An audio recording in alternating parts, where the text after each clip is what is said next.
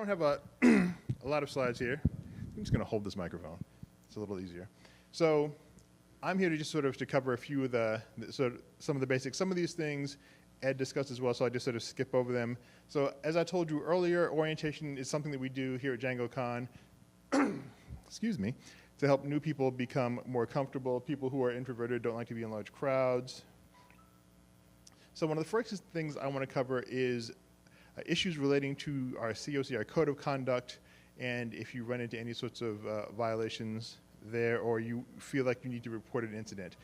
And the reason I point this out in the beginning is because one of the primary concerns that we, the organizers, have for DjangoCon is that everyone who is at DjangoCon have a comfortable experience, an experience where they can learn and meet new people and feel as safe as possible. And it's not a thing that we do because someone told us we should do it. It's not, we don't have a code of conduct because everybody else has a code of conduct. We do this, we have a code of conduct and we make efforts to enforce the code of conduct and to let attendees know that the code of conduct is something that we take seriously. We do that because it's actually important to us. And it is important to us as the organizers that each of you have the best DjangoCon you can possibly have. And unfortunately, if something goes wrong, which we hope it doesn't, we want you to know that there are things that you can do. So if you go to the DjangoCon website, and how legible is that, Tim? How legible is the text on the slides? Okay, well, I'm asking Tim because Tim's in the back of the room, so I'm hoping people closer it will be more legible for. Maybe bump that up a little bit more. That didn't help. All right. So if you go to the website, the DjangoCon website, there's /COC. You'll see the actual code of conduct listed there. Again, we want you to be safe and have a pleasant time all at DjangoCon. If you feel that you need to say something to someone, don't be ashamed or don't be embarrassed about that. We literally went through a certain process to have a code of conduct and have code of conduct violation reporting mechanisms. We did that on purpose because we want you to be able to make use of them if you feel you need to. So it might seem like I'm harping on that point, but in a situation where you feel something goes wrong, we want you to be comfortable knowing that you can actually say something to someone. So who do you say something to? A little block of text here. Here is a list of our first responders and their phone numbers. So first name is me. I am the large man with the red thing on his head. So even without a phone number, I shouldn't be that hard to find, but phones are also useful. Heather Luna, who is one of our DEFNA board members. DEFNA, as you see here in the last bullet point, Jeff Triplett of DEFNA. DEFNA is a Django Events Foundation North America. That's the nonprofit organization that oversees DjangoCon. So myself, Heather, and Jeff are all board members of DEFNA. And so those are contact numbers for us. You can reach us at those numbers by voice or by text. And so again, just wanted to be clear that if you feel something has gone wrong, who should you speak to about it? All right, so now on to the more fun things about the conference. So the idea of staying connected while you're here at the conference. And some of these things are things that Ed mentioned. If you want to volunteer at the conference, on the DjangoCon website, if you go to the website and click on the news link, there's a series of blog posts. There's one about volunteering opportunities. I think the title is Help Run DjangoCon. And so there's a list of different volunteer opportunities there. There's also a link to a Google spreadsheet that you can use to sign up for the different volunteering opportunities. So we have volunteer opportunities for people to be session runners, to help introduce speakers and run the different rooms where the talks are going on. We also have volunteer opportunities at registration. That will sort of fade as the week goes on because more people will be here and registered. There are also volunteer opportunities to volunteer at the sprints. I am also the sprints chair, and so again, you'll see more of me than you would like to. So take a look at that if you're interested in volunteering, wanting to learn how a conference runs or how a conference gets organized. If you are someone who attends a meetup in your hometown, a tech meetup in your hometown, or whatever your locality is, this might be an interesting way for you to see how another organization, another group runs their events. And you might get some useful ideas there, or it might inspire you to go home and start your own meetup. I've met people at DjangoCon and other conferences who say, oh, well, I live in a small town. I live in Houston, Texas, the 4th largest city in the country. I'm originally from Washington, D.C., the nation's capital. I've always been around lots of people. But everyone isn't in that situation. I know lots of people come from smaller places. I've met people who said, we don't have this meetup or that meetup in my town. Well, maybe you help organize a little bit at DjangoCon or another conference, get some ideas, and then you can get something started in your neck of the woods, as they say. So it's also a good way to stay connected with other people. If you don't know other people here, well, if you volunteer while you're here, there are going to be other people who are volunteering, and you'll make some new friends that way with a shared experience. The Twitter hashtag. I understand not everyone uses Twitter, but I've heard on many occasions that Twitter is useful, especially for conferences. It's a good way to sort of keep track of things and to meet people. And it's also a good sort of low-cost, low-effort way to keep up with people that you meet. So the official Twitter hashtag for DjangoCon is DjangoCon. You can capitalize it. You can not capitalize it. There's also a Slack channel, which I believe a link was sent out to. And so if you're someone who likes Slack or wants to use Slack, you can stay in touch with your various conference attendees in the Slack channel. So these are all good ways to stay connected, especially if you're someone who maybe isn't super comfortable in large physical crowds. You can staying connected in this way digitally can be helpful. Or if you volunteer, it gives you a specific task to focus on, and you don't have to worry so much about oh, well, what do I say to this person? You can just focus on the task at hand and work together and make new friends. Teamwork makes the dream work. That's true. That is an actual science. So what about your DjangoCon US experience? What are you hoping to get out of this? And again, I had people sort of call out, what are you hoping to get out of DjangoCon? So I think it's important to consider what your goals are for DjangoCon while you're here.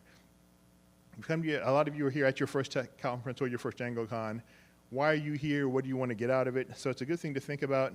Some of the things people called out earlier, there are usually a few basic things people are focused on. They're wanting to learn. Bump that up a little bit.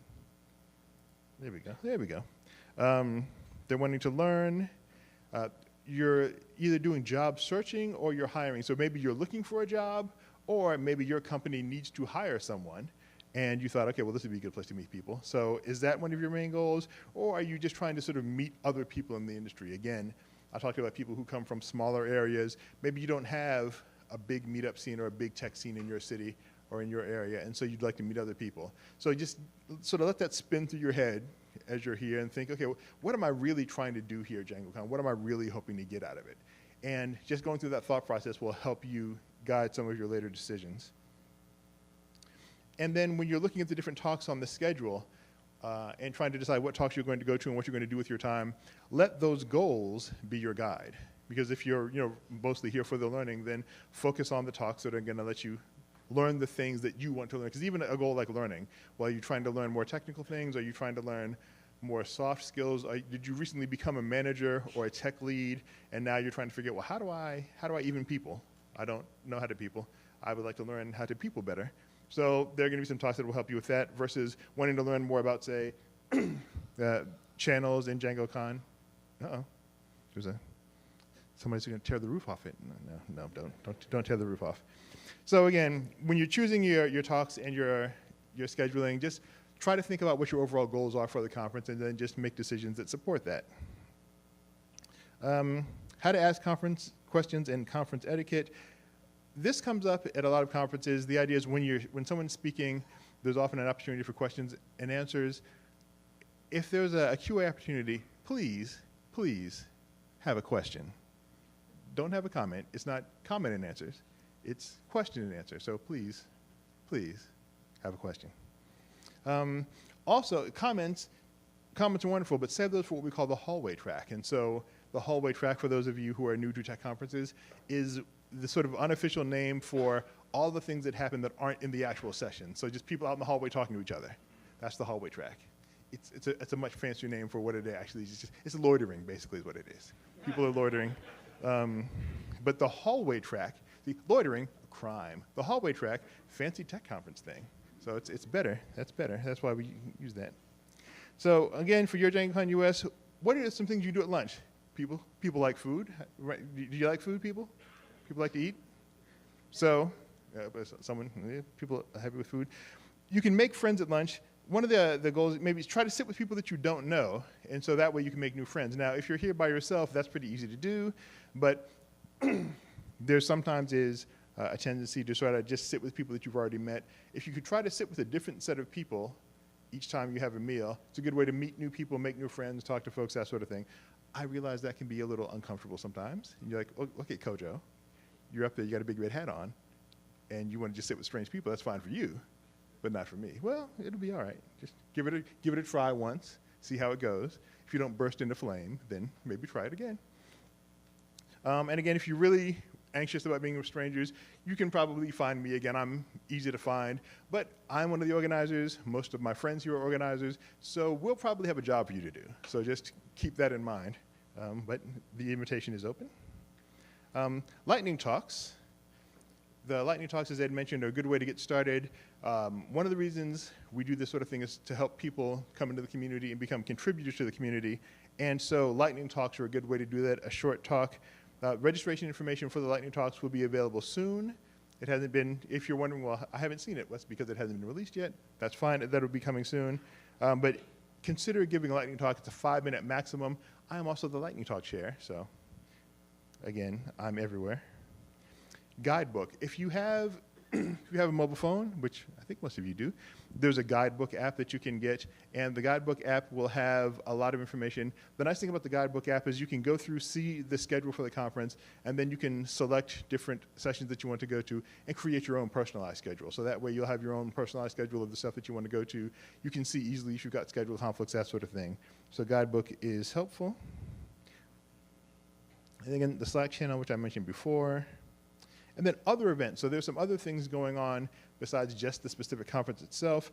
Monday night, we're having the welcome reception. Monday night, that's tonight, actually. So we're having the welcome reception. I typed these in the past, and now it's the present. Time travel, it's hard.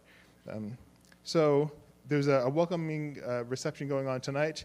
Tomorrow night, Tuesday night, is board game night. And so I think there's information about that on the website as well. I have a laptop that I use for playing video games. I might bring that to the gaming night because a game is a game. It's a board game. It's on a motherboard, but still still a board game. I think that's a thing. Might not be a thing. And then Wednesday night, there is an event happening off campus. One of the local newspapers is hosting an event here, and there's information about that on the DjangoCon website as well. So final thoughts, and I have this in big giant letters because I think it's important to bear notice. With the organizers, honestly, want you to have the best, most fulfilling, most informative time you can at DjangoCon. That's literally why we do this. Like, most of us aren't from Spokane or even from Washington State, or really most of us aren't from the Pacific Northwest. I think there's like 2 of us maybe from the Pacific Northwest. And so, like, this is far from where I live and from where my bed is. And this is true for most of the organizers. And why do I say this? I say this because, just to sort of emphasize the point, we really, truly, honestly want you to have the best experience you can here. And that's why we've organized a conference, and that's why we've done all this. And so if you have questions, if you have concerns, if you're just confused or don't know where to go or feel sad or whatever, talk to one of the organizers, talk to someone. We've got the little red badges that say Ask Me, or the bright green ones that say Organizer. We want you to have the best time possible. So please keep that in mind. Any questions anyone has, you can ask me now in person, or again, I'm big and obvious and easy to find. You can also find me on Twitter. I'm Transition on Twitter, or you can find another organizer. So with that, if anyone has any questions, that means I've done a wonderful job and I'm the best. Well, maybe that might be a little far, but so with that said, we're going to wrap up this session, and the keynote is happening here in the next few minutes, next 15, 20 minutes or so. So I'll let you all relax and look at your laptops and your mobile devices, because that's what we do now in 2017. So thank you very much for your time, and most importantly, thank you for attending DjangoCon. It literally doesn't happen without you all. Without you all, that's just like me and the other organizers just hanging around on the internet talking to each other, and that's a whole different thing. So thank you for your time, and enjoy the conference.